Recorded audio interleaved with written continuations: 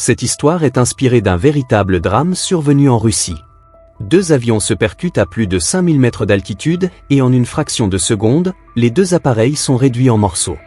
Ce qui devait être le voyage de noces d'un jeune couple se transforme brutalement en catastrophe, tandis que les débris retombent aux quatre coins de la montagne. Après un temps impossible à mesurer, Angela reprend soudain connaissance. Contre toute attente, elle a survécu à une chute de près de 5 km, mais une douleur insupportable lui traverse immédiatement la jambe. Un morceau de métal l'a complètement transpercée. Elle hésite longtemps avant de se décider à l'enlever. Lorsqu'elle commence enfin à le retirer, la souffrance devient presque insoutenable, mais elle serre les dents jusqu'au bout et parvient finalement à extraire la plaque. Elle déchire ensuite sa robe pour improviser un bandage autour de sa blessure. Le moindre geste lui arrache une grimace, pourtant elle s'appuie sur un siège arraché de l'avion et réussit lentement à se remettre debout. Rassemblant toutes les forces qui lui restent, elle appelle désespérément à l'aide, mais dans cette immense forêt, personne ne lui répond. Autour d'elle, il n'y a que des débris et des passagers qui n'ont pas survécu. En apercevant une jeune fille, Angela croit un instant qu'elle est encore vivante. Elle s'approche pour la réveiller, mais découvre un visage complètement défiguré. Sous le choc, elle recule brusquement, tord sa jambe blessée et s'évanouit une nouvelle fois sous l'effet de la douleur. Au même moment, les premiers hélicoptères de secours arrivent sur la zone et commencent à rechercher les restes de l'appareil. Pourtant, personne n'imagine retrouver un survivant. Après une chute de plus de 5000 mètres, tous pensent qu'il est tout simplement impossible d'être encore en vie. Quand Angela entend enfin le bruit d'un hélicoptère, elle croit que son calvaire touche à sa fin. Elle sort difficilement de la carcasse, attrape son écharpe et l'agite de toutes ses forces en criant pour attirer l'attention des secours. Malheureusement, personne ne la voit. L'hélicoptère continue son chemin, disparaît au loin, tandis que les équipes commencent leur recherche au sol sans se douter que la seule survivante se trouve à seulement quelques centaines de mètres. Les secours commencent aussitôt à fouiller toute la zone du crash. L'un des sauveteurs découvre la casquette du commandant de bord, mais quelques instants plus tard, il aperçoit son corps suspendu à un arbre. Après une journée entière de recherche, seules 2 victimes sont retrouvées. Aucune trace des autres passagers, ni de l'épave principale. Les secours décident alors d'envoyer une deuxième équipe pour élargir le périmètre des recherches. Au même moment, la mère d'Angela reçoit le télégramme annonçant la catastrophe. Ses parents sont bouleversés et cherchent immédiatement un moyen de rejoindre Moscou. Pendant ce temps, Angela affronte seule la forêt. En plus de la faim, elle doit faire face à de nouveaux dangers. Alors qu'elle revient avec un peu de nourriture, elle aperçoit soudain un tigre en train de fouiller la carcasse de l'avion. Heureusement, le bruit d'un avion le fait fuir, et Angela échappe une nouvelle fois à la mort. Cette scène, aussi incroyable soit-elle, est elle aussi inspirée d'un fait réel. Lors de cet accident survenu en 1981, Angela fut l'unique survivante. En repensant au crash, elle est encore sous le choc. Son mari reste introuvable, et les larmes lui montent aux yeux. Après avoir vu les hélicoptères passer 2 fois sans la remarquer, elle comprend qu'elle devra probablement sortir seule de cette forêt. Elle se souvient alors d'une méthode que son mari lui avait apprise. Elle retire un trombone d'une petite peluche, le frotte contre ses vêtements, puis le dépose sur une feuille posée à la surface de l'eau. Sous l'effet du champ magnétique terrestre, la feuille pivote lentement. Les 2 extrémités lui indiquent le nord et le sud. En observant ensuite la position du soleil, elle parvient à confirmer sa direction. Après avoir rempli quelques bouteilles d'eau dans la rivière, Angela casse les talons de ses chaussures pour marcher plus facilement, s'appuie sur une branche comme canne, puis commence à suivre la direction indiquée par cette boussole improvisée. Au même moment, la deuxième équipe de secours pénètre à son tour dans la montagne. Pendant ce temps, la deuxième équipe de secours progresse dans la montagne. Les sauveteurs retrouvent peu à peu des débris de l'avion et poursuivent leurs recherches au cœur de la forêt. De son côté, Angela continue d'avancer, mais sans s'en rendre compte, elle finit par perdre son orientation et s'éloigne toujours plus des secours. Le pire arrive lorsqu'elle pose le pied dans un marécage. Sa jambe blessée s'enfonce aussitôt dans la boue, et plus elle se débat, plus elle s'enlise. Poussée par son instinct de survie, Angela attrape une branche et parvient, centimètre après centimètre, à sortir du marécage. Après tant d'épreuves, elle est totalement épuisée. Chaque fois qu'elle pense abandonner, elle se rappelle son mari. Les souvenirs de celui qui l'a toujours soutenue lui redonnent la force de continuer.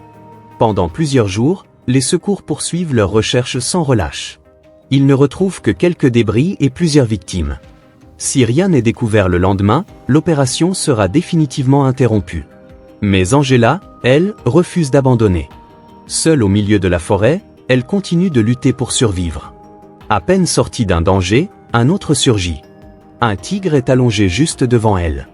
Angela se cache doucement derrière un arbre, mais l'animal perçoit aussitôt sa présence. Pendant quelques secondes, il se fixe en silence. Puis le tigre commence à avancer. Angela laisse tomber sa branche et s'enfuit de toutes ses forces, oubliant complètement sa jambe blessée. Le tigre la poursuit sans relâche. Au bord d'une falaise, Angela échappe une nouvelle fois à la mort. Incapable de la rejoindre, le tigre finit par rebrousser chemin. En continuant sa route, Angela découvre une valise abandonnée. À l'intérieur, elle trouve un briquet et quelques provisions. Dans cette solitude, ces objets deviennent son unique réconfort. Cette nuit-là, elle peut enfin manger un peu et passer une nuit moins difficile. Au lever du jour, malgré sa blessure, elle reprend sa marche et escalade une pente escarpée. Lorsqu'elle atteint enfin le sommet, elle aperçoit soudain l'avant de l'avion écrasé. Quelques jours plus tard, Angela retrouve enfin l'autre partie de l'avion.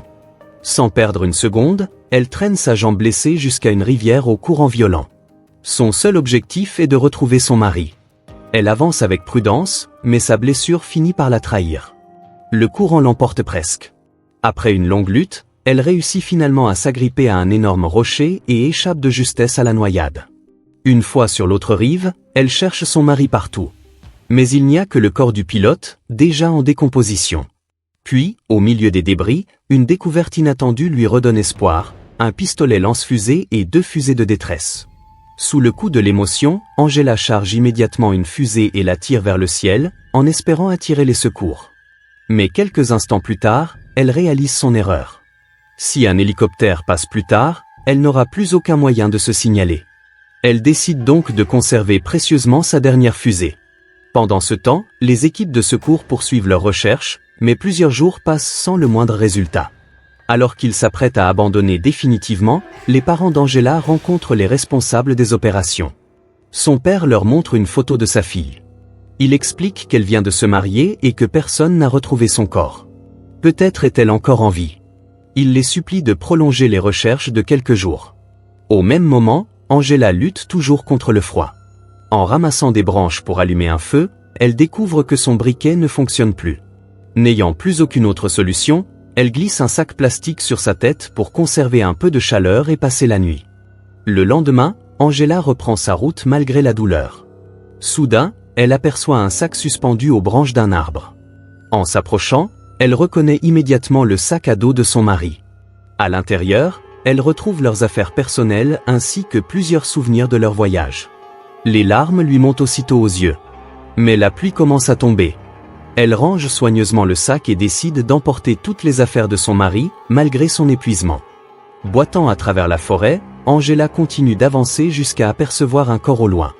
Son cœur s'emballe. Elle accélère malgré sa blessure et découvre enfin celui qu'elle cherchait depuis le début.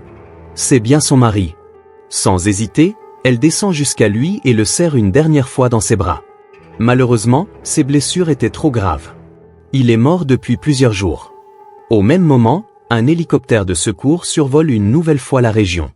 Grâce aux supplications de ses parents, les recherches ont été prolongées une dernière fois. En entendant les pales, Angela comprend que c'est probablement sa dernière chance. Elle grimpe la pente de toutes ses forces. Malgré plusieurs chutes, elle refuse d'abandonner. Arrivée au sommet, elle sort sa dernière fusée de détresse et la tire vers le ciel. Cette fois, les sauveteurs aperçoivent enfin le signal. L'hélicoptère change aussitôt de direction. Grâce à son incroyable volonté de survivre, Angela est enfin secourue. L'incroyable volonté d'Angela lui a finalement permis de survivre. Cette histoire est inspirée d'un véritable accident aérien survenu en 1981. Au total, ce crash a coûté la vie à 37 personnes. Contre toute attente, Angela a été la seule survivante d'une chute de plus de 5000 mètres. Son véritable prénom était Larissa. Encore aujourd'hui, elle n'a jamais réussi à oublier cette tragédie. Il lui arrive souvent de rester seule, le regard perdu vers l'horizon. Car, au fond d'elle, elle continue de penser à l'homme qu'elle aimait plus que tout. Et chaque photo qu'ils avaient prise ensemble est restée précieusement conservée.